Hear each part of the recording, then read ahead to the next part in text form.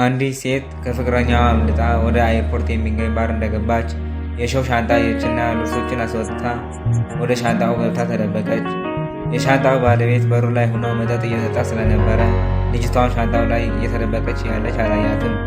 ለአስተናጋጇም ስለሰጠችው አገልግሎት አመስግኖ ሂሳብ ታመጣለት ጠየቃት። እዛ ውስጥ ያለም የልጅቷን ፍቅረኛ መጥቶ ሰላም አለው። እሱም ሰላም ብሎ ምን ሊረዳው እንደሚፈልግ ጠየቀው። የልጅቷ ፍቅረኛም ስዕሏን እያሳየ ፍቅረኛውን ጠፍታው እየፈለጋት እንዳለና አይታት ከሆነም እንዲጠቁመው ጠየቀው። ወጣቱም ስዕሏን በማየት በሕይወቱ ሙሉ በፍጹም ልጅቷን አይታት እንደማያውቅ ነገረው። ፍቅረኛዋም ከፍ ባለ ድምፅ ሊያገኛት በጣም እንደጓጓና በሆነ አጋጣሚ ካያትም በፍጥነት እንዲደውልለት ጠቁሞት ሄደ። ወጣቱም በሰውየውን አነጋገር በጣም ተገርሞ አዞትን የነበረውን መጠጥ ጠጥቶ ሂሳብ ከፍሎ ሻንጣውን አንስቶት ሊሄድ ሲል በጣም ከበደውና በውስጡም ለምንድን ነው ይሄ ሻንጣ ይህንን የሚያህል እያከበደኝ ያለ ብሎ እየተናገረ እያማረረ ተሸክሞት ወጣ። ወደ ውጭ ወጥቶም ሻንጣውን በስንት ኃይል ወደ መኪናውን ጭኖ ወደ ቤቱ ሄደ። ከዛም ወደ ቤቱ ገብቶ በስልክ ስለ ስራ እያወራ ያለ ልጅቷን ሻንጣውን ከፍታ በመሮጥ ከክፍሉ ወጣች። ወጣቱም ንግግሩን ጨርሶ እንደተመለሰ ቦርሳውን ተከፍቶ ምንም ልብስ ሳይኖር እንደቆየው ሌባ የገባበት መስሎት በጣም ደነገጠ። ልጅቷም ተርባ ስለነበረ ምግብ ለመብላት ፍሪጁን ከፍታ ምግብ እየወሰደች ያለች ወጣቱ ሌባውን ለመያዝ በትር ይዞ እሷ ወደ ነበረችበት ክፍል ገብቶ ያዛት። ማን እንደሆነች እና እንዴት ብላ ወደ ቤቱ እንደገባች እንድትነግረው ጠየቃትና እሷን በፍርሃት እንዳይመታትና እንዳይጎዳት ብዙ ለመነችው። ወጣቱ ትንሽ ካሰበ በኋላ ፍቅረኛዋን ኤርፖርት ላይ ያሳየውን ፎቶ አስታውሶ ለካ አንቺ ነሽ ኤርፖርት ላይ ፎቶ ውስጥ ያየሁሽ ሴት አላት። እሷን በውሸት እሷ እንዳልሆነች እና አሁን ከቤቱ በሰላም መሄድ እንደምትፈልግ በድጋሚ ነግራ ልትሄድ እንዳለች ልብሶቼን የት እንዳደረግሻቸው ሳትነግሪኝ የትም አትሄጅም በማለት አስቆማት። ልጅቷም ቦታ እንዲበቃት ብላ ሻንጣ ውስጥ የነበሩትን ልብሶችን እንደጣለቻቸው ተናግራ ይቅርታ ጠየቀችው። ወጣቱም በድርጊቷ በጣም አዝኖ ይሄ በፍጹም የማይታመን ነገር ነው፣ ስለዚህ ልብሶችህን ጥዬ ሻንጣ ውስጥ ተደብቄ መጣሁኝ ነው እያልሽኝ ያለሽው አሁን አላት። እሷም ሕይወቷ በጣም ከባድ አደጋ ውስጥ እንደነበረና አሁን ሊረዳት እንደማይችል ነገረችው። ወጣቱም ደንግጦ አደጋ ውስጥ የምን አደጋ ብሎ ጠየቃት። እሷም አደጋ ውስጥ እንዳለችና ፍቅረኛዋን በድጋሚ መች እንደሚያገኛት በፍጹም እንደማታውቅና ወደ ፍቅረኛዋ ከምትመለስም መሞት እንደሚቀላት ነገረችው። ወጣቱም በውስጡ የምትለውን ነገር እውነት ሳይሆን አይቀርም፣ ምክንያቱም በጣም ነው የፈራችው አለና የተነጋገሩ እያሉም የቤታቸውን በር ተንኳኳ። እሷ እንድትደበቅ ተናግረውም ወደ በሩ ሄደ። እናቱም በሩ ከፍታ ገባችና ልጇ እንዳየችውም እንኳን በሰላም ወደ ቤት መጣ የኔ ልጅ ብላ አቀፈችው። በመቀጠልም እንዴት ነበር ቫኬሽን $10,000 አግኝተህ ተመለስ ወይስ አለችው። እሱም $10,000 ባያገኝም እንኳን ነገር ግን በጣም ውጤታማ የሆነ ቫኬሽን እንደነበረው ነገራትና እናቱም በደስታ እንኳን ደስ አለህ የኔ ልጅ ጎበዝ ሰራተኛ እንደሆንክና እዚህ ቤት ውስጥም ከኔ ጋር እየኖርክ ስላለህ በጣም እድለኛ ነኝ አለችው። እሱም ስለምታደርግለትን ሁሉም ነገር ከልቧ መሰገናትና እሷም ከቤታቸውን ለእሷ ትቶ ቤት ተከራይቶ ከወጣ በሐዘን የምትሞት መሆኗን ነገረችው። እሱም እናቴ አንድ ቀን እኮ አግብቼ ከቤት መውጣቴ አይቀርም አላት። እሷም አሁን የሚጣፍጥ እራት እሰራልሃለሁኝ አለችው። ወደ ቤቷ ውስጥ እየገባች እሱም ልጅቷ ኩሽና ውስጥ ተደብቃ ስለነበረ እንዳታገኛት ስለፈራ ይቅርታ ጠይቆ ከአንድ ትልቅ ስራ አስኪያጅ የእራት ግብዣ እንዳለበትና ለዛሬ ምሽትም ከእሷ ጋር እራት መብላት እንደማይችል ነገራት። እሷም እሺ የኔ ልጅ ሌላ ቀን መሆን ይችላል አለችውና ስልክ ስለተደወለላትም ትታ ወደ ቤት ውስጥ ገባች። ወጣቱም በደንብ አስተነፈሰና ወደ ልጅቷ ሂዶም እንድትወጣ ነገራት። እሷም ከአርማሪው ላይ ወጥታ እናትህ ናት ወይስ ብላ ጠየቀችው። እሱም እናቱ መሆኗንና ከቤታቸውን ወጥተው ለብቻቸው ሆነው ማውራት እንዳለባቸው ነግሯት ይዛት ወጣ። እናቱም የሌላ ሰው ድምፅ ስለሰማች በሩን ከፍታ ቤቱን መመልከትና መጸናጸንን ጀመረች። ከዛም ወጣቱ ለልጅቷ ወደ ውጭ አውጥቶ ስለዚህ አሁን ምን ብናደርግ ይሻላል አላት። እሷም ወደ ኤርፖርት ላይ ያገኘውን ልጅ እንዳይወስዳት ለመነችው። እሱም በፍጹም ወደዛ እንደማይወስዳትና ፍቅረኛዋም ኤርፖርት ላይ ሲያገኘው ጤናማ ሆኖ እንዳልተሰማው ነገራት። እሷም በመቀጠል ጤናማ ሰው እንዳልሆነ ነግራ ወደ ኋላ ተመልሳ እንዴት እንደተዋወቁ ልትነግረው ጀመረች። በመጀመሪያ ሲተዋወቁ ለእሷ በጣም ያስብላትና ይጠነቀቅላት እንደነበረ፣ በዛ ምክንያትም ከእሱ ጋር እንድትሆንና በአንድ ላይ ፍቅራቸውን ለመጣጣም ወደ ሌላ ሀገር ለመሄድ እንደወሰነች፣ ነገር ግን ይህንን ሁሉ ሲያደርገው ከሁሉም የምታውቃቸውን ሰዎች እየለያት እንደሆነ ይገባት እንዳልነበረ፣ በቁጥጥሩ ውስጥ እንዳስገባትም እውነተኛውን ማንነቱ ሊያሳያት እንደጀመረ፣ ከዛ በኋላም ከሱ እንዳመለጠች ነገረችው። በመቀጠልም ተደብቄ ወደ አየርፖርት እንደገባሁኝ በሻንጣህ ላይ ገብቼ ወደ ሌላ ቦታ ማምለጥ እንደምችል አሰብኩኝ። አሁን ግን የዛን ያሰብኩትን ሀሳብ ትክክል እንዳልሆነ ገብቶኛል አለችው። ያሳለፈችውን ሁሉ እንደነገረችው ትልቅ ውጣ ውረድ ስላሳለፈች በጣም እንዳዘነ ነግሮ አሁን ሊረዳት የሚችል ነገር ካለ እንድትነግረው ጠየቃት። እሷም ምንም እንኳን ባለማወቅ ቢሆንም ከፍቅረኛዋ አስመልጦ ወደዚህ ዋስትና ያለው ቦታ ይዛት መምጣቱ ብቻ በጣም ትልቅ ነገር እንዳደረገላት ነግራ አመሰገነችው። ወጣቱን በመቀጠል ወደ ፖሊስ ሂዳ መጠቆም የምትፈልግ ከሆነ ጠየቃት። ልጅቷም ወደ ፖሊስ መሄድ ብዙም ደስ እንደማይላት ነገረችውና እሱም ቢያንስ እንሞክርና ምን እንደሚሉን እንሰማለን በማለት ይዛት ሄደ። ከዛም ወደ ፖሊስ ጣቢያ እንደገቡ እዛ ውስጥ የነበረችው ተረኛ ፖሊስ ሰላም በማለት ምን ልታግዛቸው ፈልገው እንደመጡ ጠየቀቻቸው። ወጣቱም ጓደኛው የፖሊስ እርዳታ እንደምትፈልግ ነገራትና ፖሊሷም ለልጅቷ በትኩረት በማየት ሰላም ብላ ቁጭ እንዲሉና በአጭር ጊዜም የሚፈልጉትን እርዳታ እንዲያገኙ እንደምታደርግ ነገረቻቸው።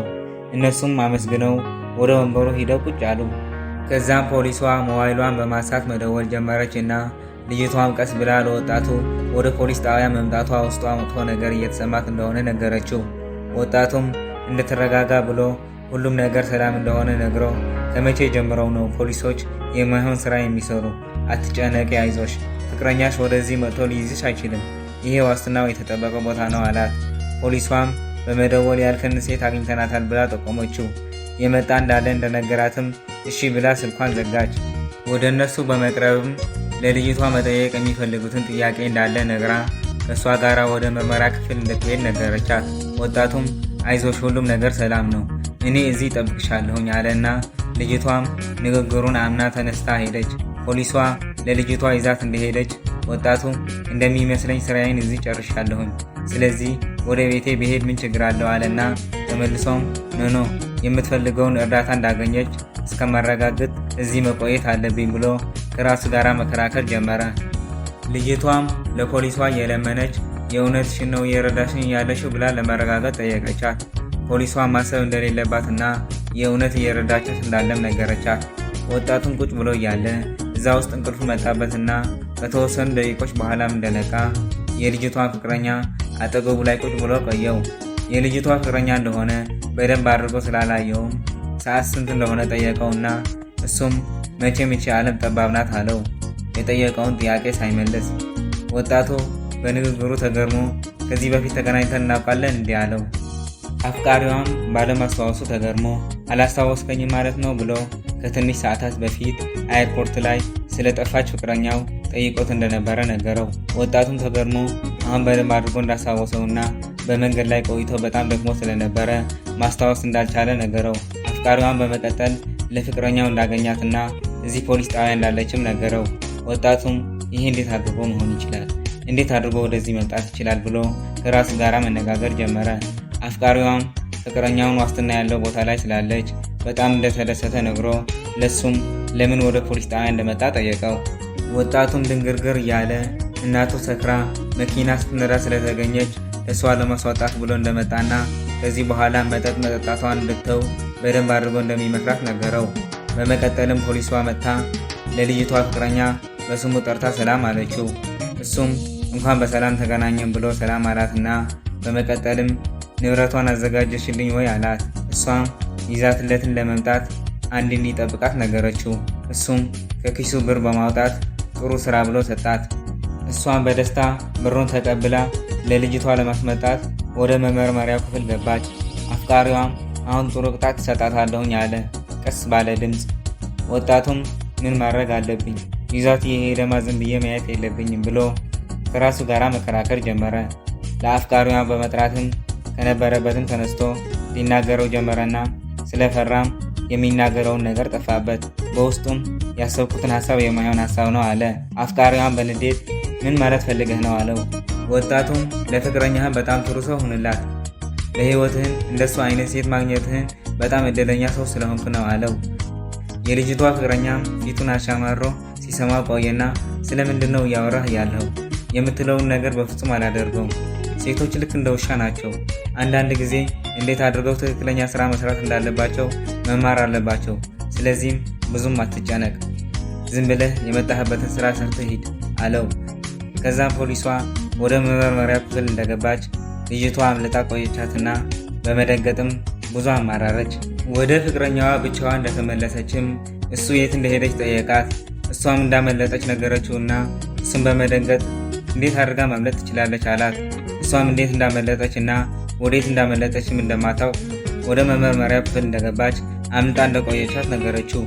እሱም ከፍ ባለ ድምፅ ፖሊስ ጣቢያ ውስጥ ወዳለው ካሜራዎችን እንድትፈትሸውና የሆነ ነገር እንድታደርግም እሱ የብር ችግር እንደሌለበትና የፈለገችውን ነገር ሊከፍላት እንደሆነ ነገራት። እሷም እሱ እንዳዘዛት እንድታደርግ እየሮጠች ወጣችና እሱም ተከትሏት ሄደ። ከዛም ወጣቱ በሁኔታው በጣም ተገርሞ ከፖሊስ ጣቢያ ወጥቶ ወደ ቤቱ ሄደ። በጣም አምሽቶ ወደ ቤቱ እየገባ ያለም ከፖሊስ ጣቢያ አምልጣ መውጣቷን የማይታመን ነገር ነው። ግን ደግሞ ዋስትና ያለው ቦታ ላይ መኖሯን በምን ዋቅ እችላለሁኝ?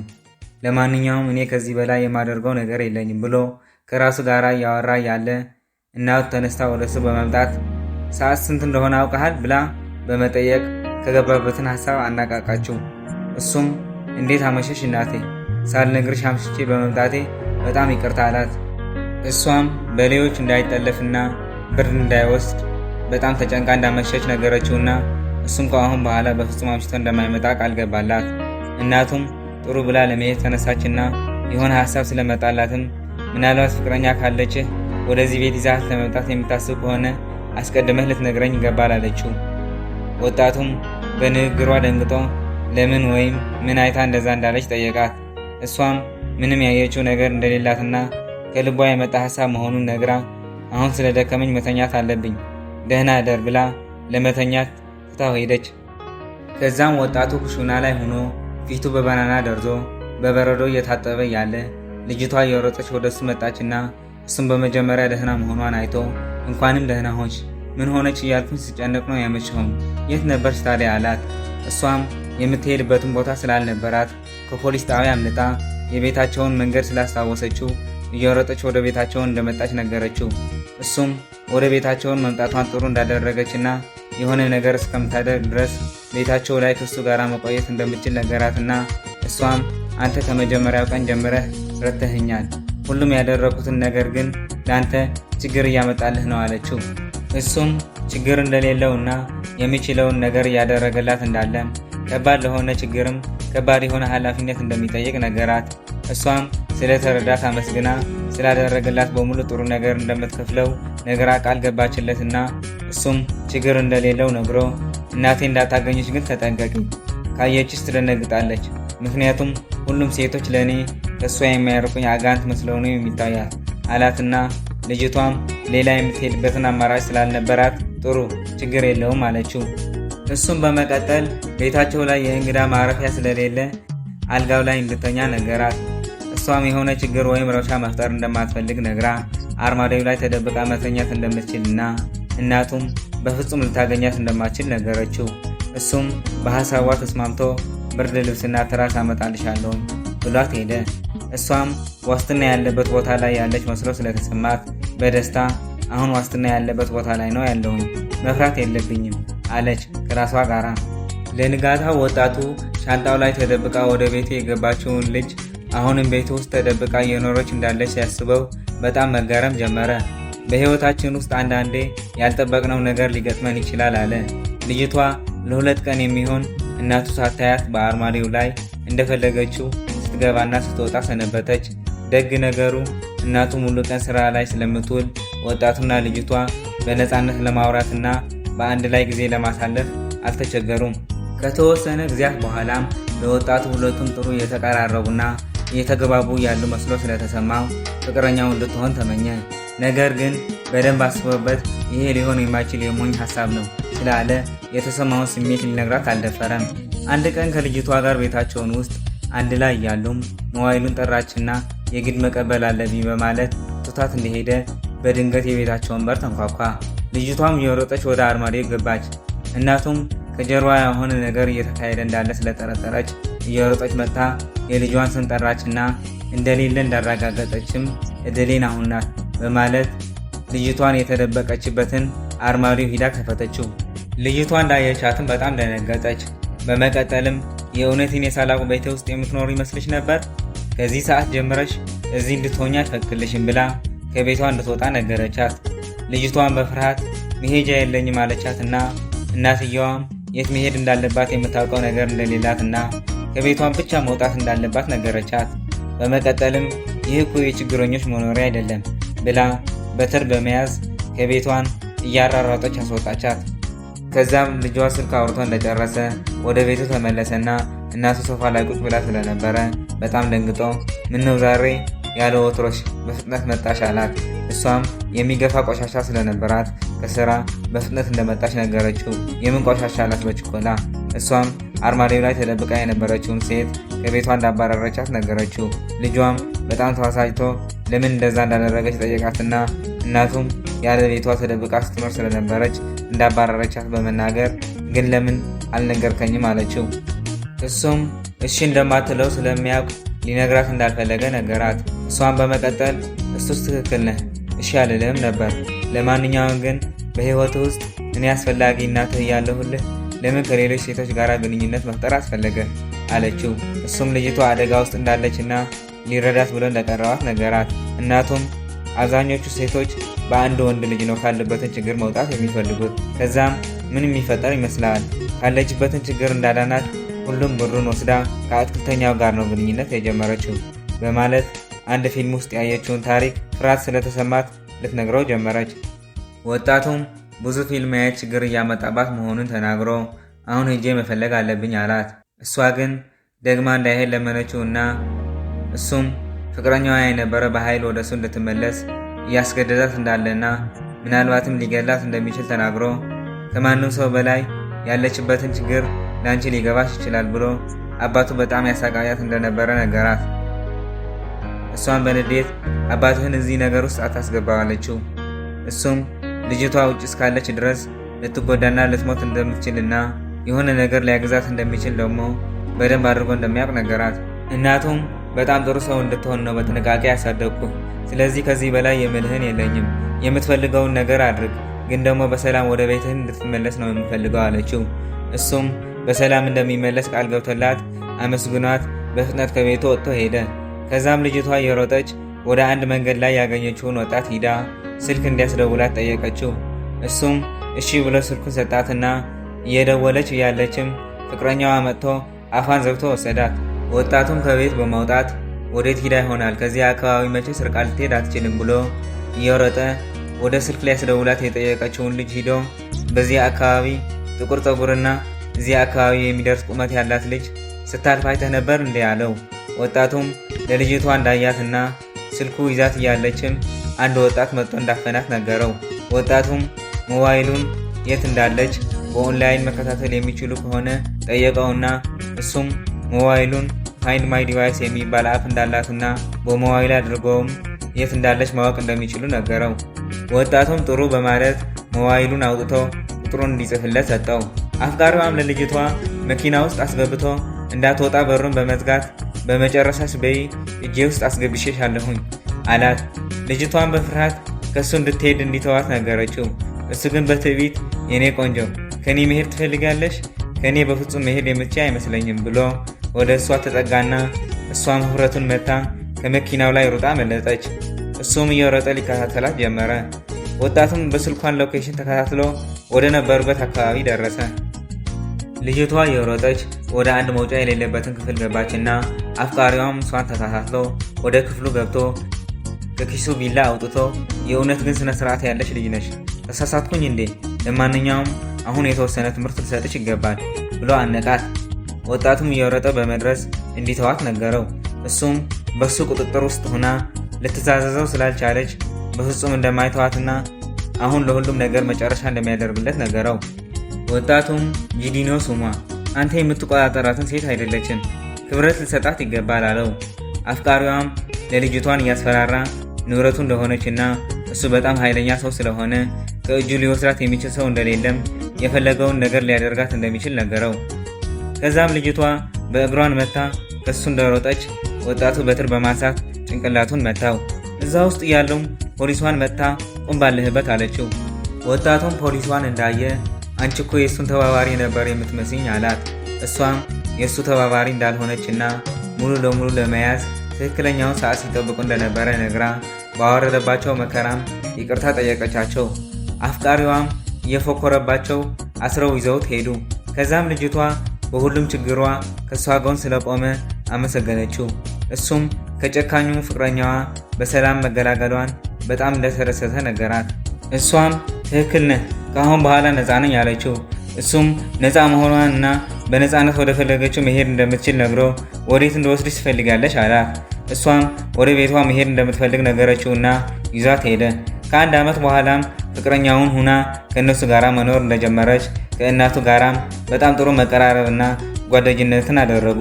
ወጣቱም እናቱን ሀሳቧን ቀይራ ለልጅቷ በደስታ ስለተቀበለቻት በጣም ተደሰተ። ተፈጸመ። የተከበራችሁ የዚህ ዩቲዩብ ቻናል ተከታታዮች ለአሁን የተዘጋጀ አስተማሪና አዝናኝ አጭር ፊልም ይህንን ይመስል ነበር። ከወደዳችሁት ወደ ሌሎች ቤተሰብ እንዲደርስ ሼር እና ላይክ ማድረግ አትርሱ።